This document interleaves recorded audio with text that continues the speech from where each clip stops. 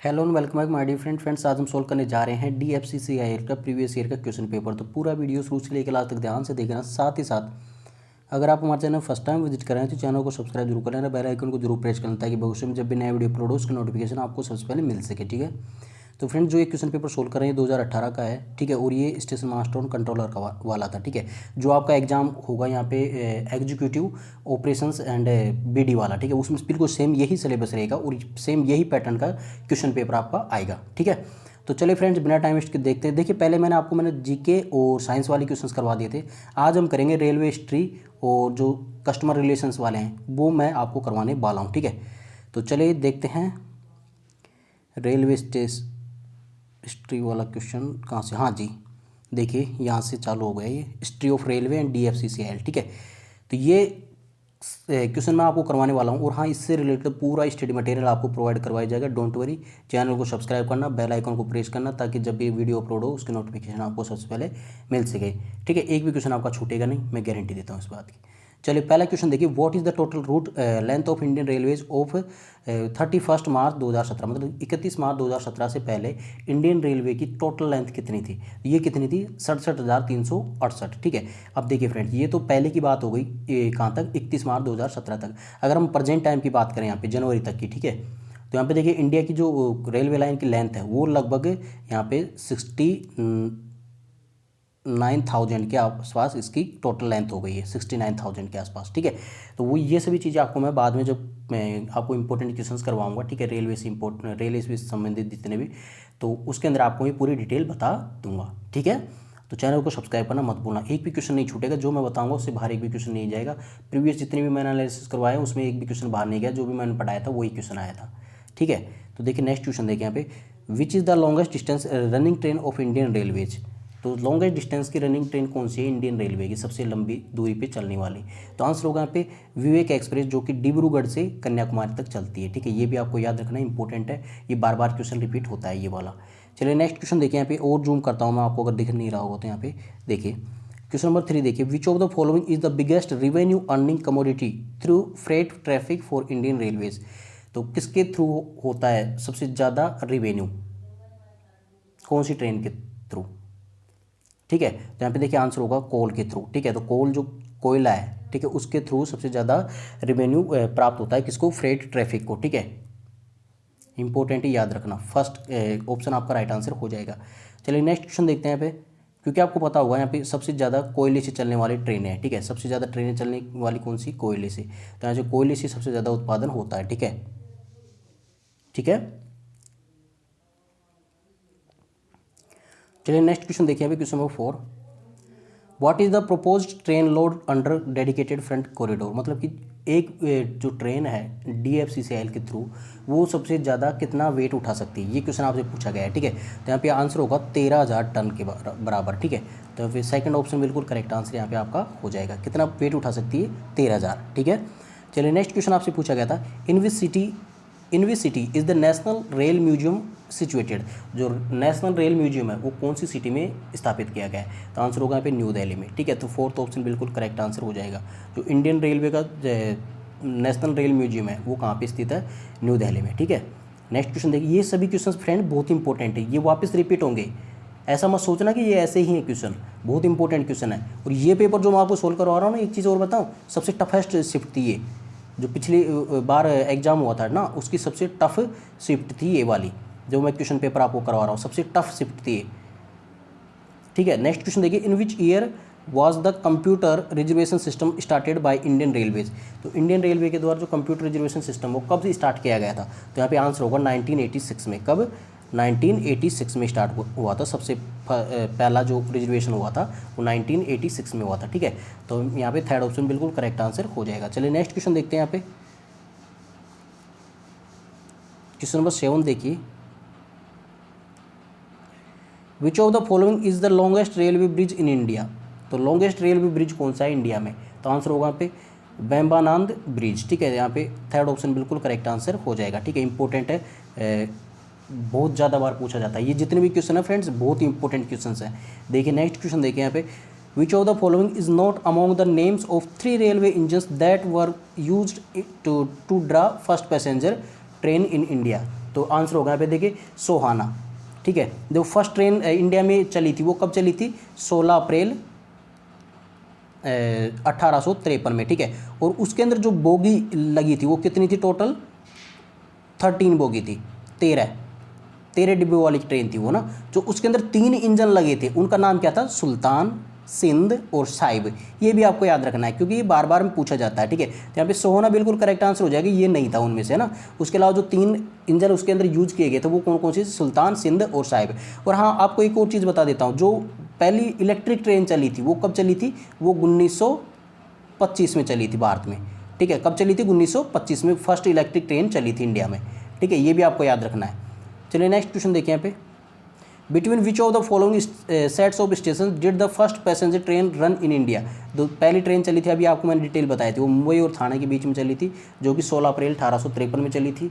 ठीक है, उसके अंदर 3 इंजन यूज़ किए थे, वो आपको मैंने बता दिए हैं। ठीक है, तो देखिए इसके बारे में इंपॉर्टेंट क्वेश्चन हैं, तो ध्यान से देखना है कि क्वेश्चन को, क्योंकि यही क्वेश्चन वापस रिपीट होने वाले हैं। ठीक है, नेक्स्ट क्वेश्चन देखिए, how many railway station are plan to redeveloped by Indian Railway Station Development Corporation Limited as per the rail budget 2018 का जो रेल बजट था उसके अनुसार कितने भारतीय रेलवे स्टेशन है वो उनको रीडेवलप करने के लिए योजना बनाई गई है? तो आंसर होगा यहाँ पे 600। टोटल कितने रेलवे स्टेशनों को?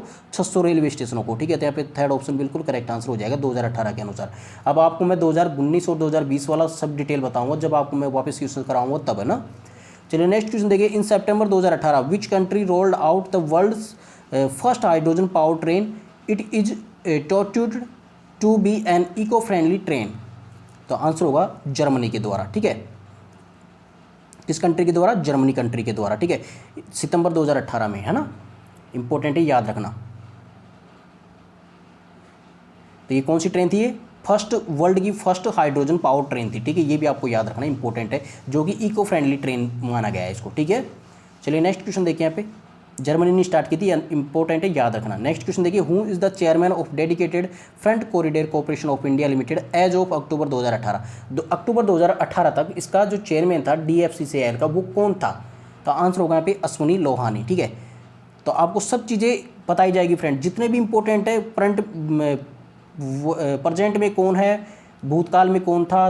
ठीक है, सब चीज़ें आपको बताई जाएगी, डोंट वरी, एक भी क्वेश्चन आपका छूटेगा नहीं। ठीक है, तो थर्ड ऑप्शन बिल्कुल करेक्ट आंसर यहाँ पे हो जाएगा। नेक्स्ट क्वेश्चन देखिए यहाँ पे, India's first high speed electric locomotive with 12,000 horse power was built in April 2018 in which of the following railway factories was it built in? तो इंडिया का जो first high speed electric locomotive था जो कि 12,000 horse power वाला था, ठीक है, जिसको अप्रैल 2018 में बनाया गया था, वो कौन से रेलवे फैक्ट्री के द्वारा बनाया गया था?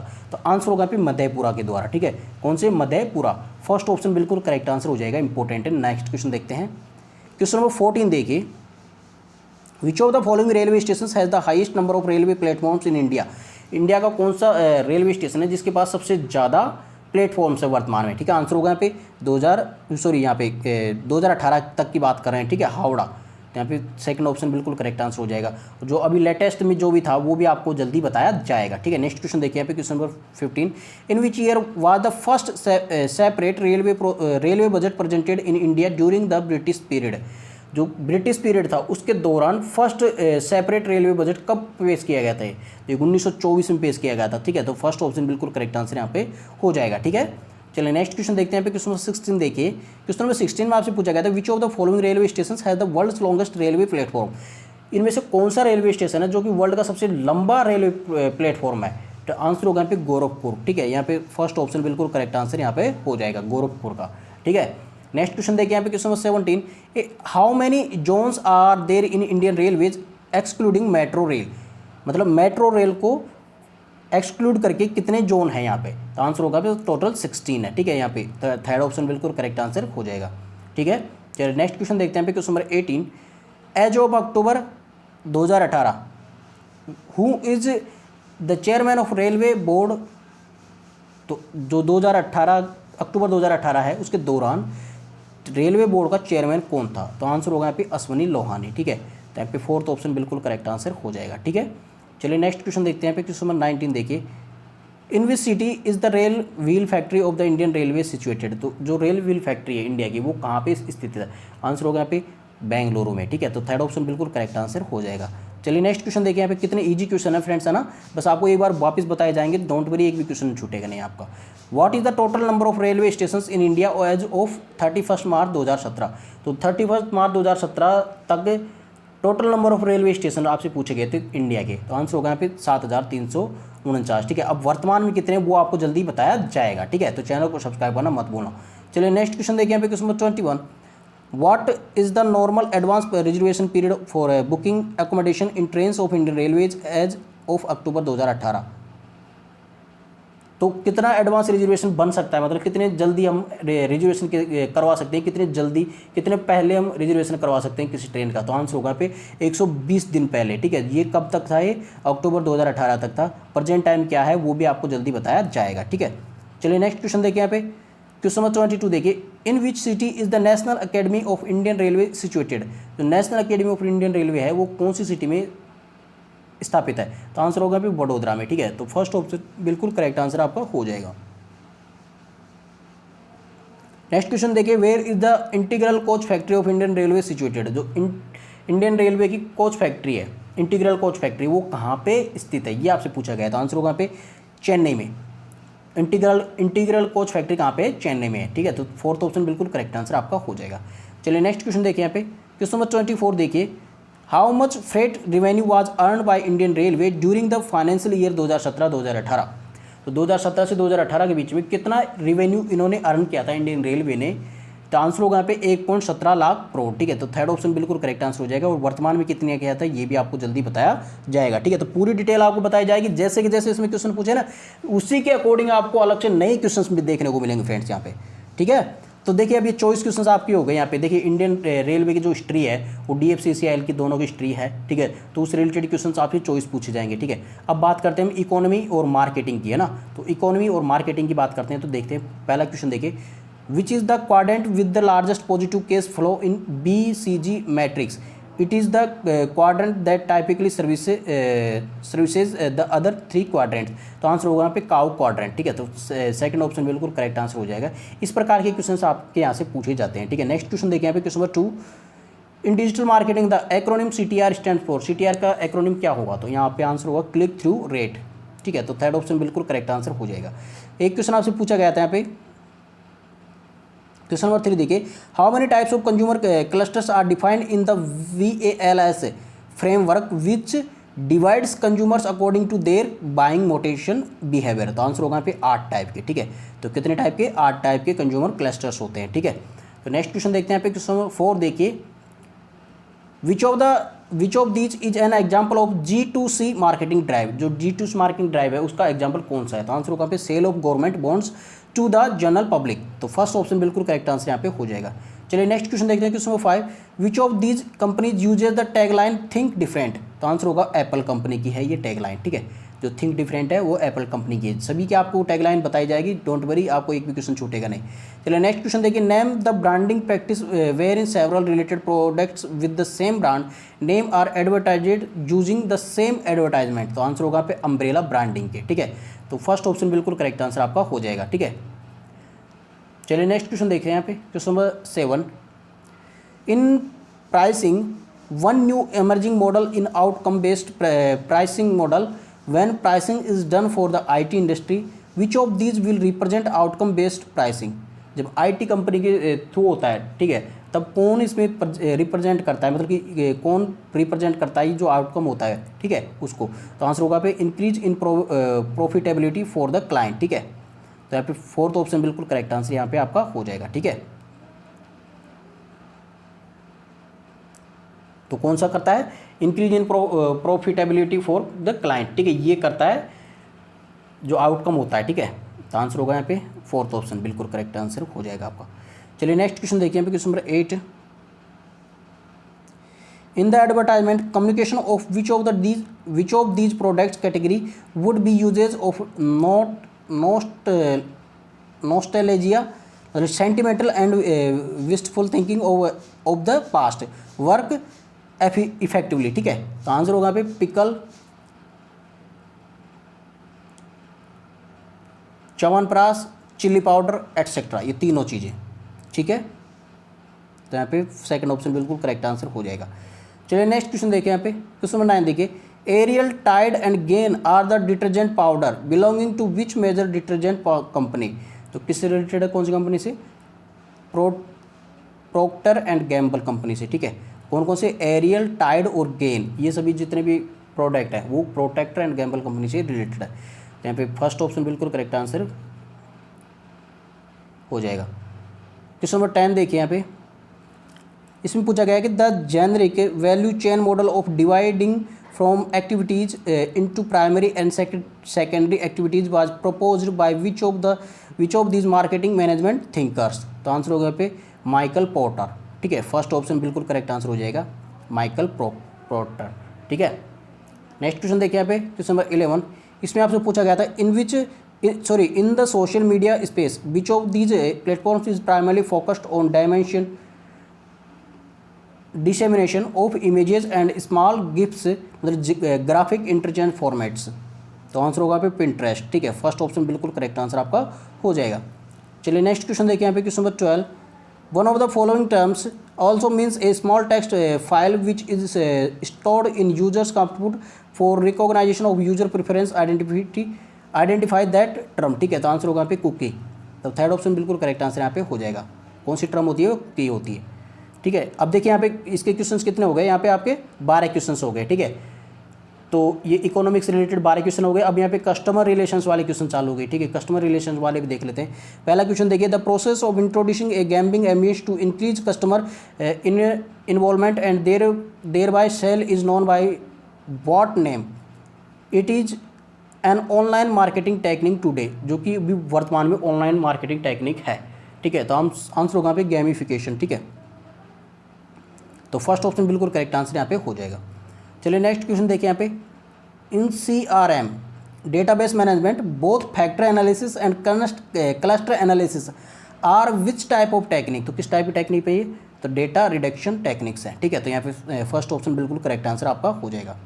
नेक्स्ट क्वेश्चन देखिए, यहाँ पे in a CRM database a set of information stored in row of the database and pertaining to one cluster is called. तो वन क्लस्टर को हम क्या बोलते हैं, हम रिकॉर्ड बोलते हैं, ठीक है। तो सेकंड ऑप्शन बिल्कुल यहाँ पे करेक्ट आंसर आपका हो जाएगा। चलिए नेक्स्ट क्वेश्चन देखिए, in a CRM system if the hypothetical retention rate is 1.0 then the survival rate at the end of third year is. तो अगर आपकी जो हाइपोथेटिकल रेट है वो 1.0 है, तो थर्ड ईयर में जो सर्वाइवल रेट है वो कितनी होगी, वो भी 1.0 ही आपकी होगी, ठीक है। तो यहाँ पे थर्ड ऑप्शन बिल्कुल करेक्ट आंसर आपका हो जाएगा। चलिए नेक्स्ट क्वेश्चन देखिए, यहाँ पे the value that is obtained from a customer positive word of mouth through which one can get additional customers is called. तो इसको क्या बोला जाता है, तो इसको बोला जाता है कस्टमर रेफरल वैल्यू, ठीक है। तो फोर्थ ऑप्शन बिल्कुल यहाँ पे करेक्ट आंसर हो जाएगा, ठीक है। नेक्स्ट क्वेश्चन देखिए, यहाँ पे the dendrogram tool is a tool use in CRM in conjunction with which of these methodologies, ठीक है। तो आंसर होगा यहाँ पे क्लस्टर एनालिसिस, ठीक है। तो यहाँ पे सेकंड ऑप्शन बिल्कुल करेक्ट आंसर आपका यहाँ पे हो जाएगा। चलिए नेक्स्ट क्वेश्चन देखिए, यहाँ पे question number 7, what is the name of the data visualization tool that depicts a logical arrangement of keywords within a textual content. The size of each word in the depiction usually indicates the frequency or importance of the word. तो answer होगा पे word cloud, ठीक है। तो fourth option बिल्कुल correct answer हो जाएगा। चलिए नेक्स्ट क्वेश्चन देखिए, यहाँ पे question number 8, the balanced score card A strategic planning and management system was developed by 2 management groups. One of them is famous professor from Harvard business school.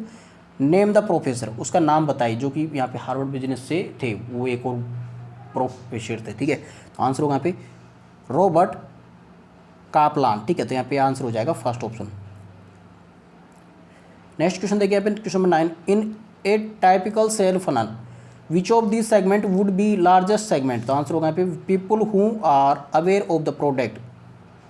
तो ये largest segment आपका होगा, ठीक है। तो फोर्थ ऑप्शन बिल्कुल correct answer यहाँ पे हो जाएगा। नेक्स्ट क्वेश्चन देखिए, question number 10, in case of CRM what does RF stand for in RF model.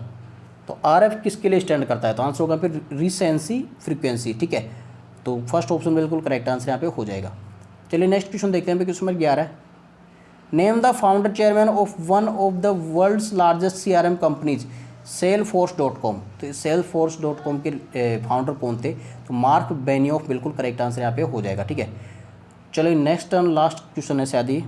ठीक है, हाँ जी, ये बिल्कुल लास्ट क्वेश्चन है, इसका 12 क्वेश्चन इसके आएंगे। तो यहाँ पे देखिए, in the context of CRM what does the abbreviation SFA stands for? तो आंसर होगा पे सेल्स फोर्स ऑटोमेशन। ठीक है, तो फोर्थ ऑप्शन बिल्कुल करेक्ट आंसर यहाँ पे आपका हो जाएगा। ठीक है, अब देखिए फ्रेंड्स, ये सभी क्वेश्चंस आपके इंग्लिश में थे। ठीक है, लेकिन आपको जो मैं क्वेश्चंस करवाऊंगा वो हिंदी लैंग्वेज में होंगे, आपको बहुत अच्छे तरीके से समझ में आएंगे।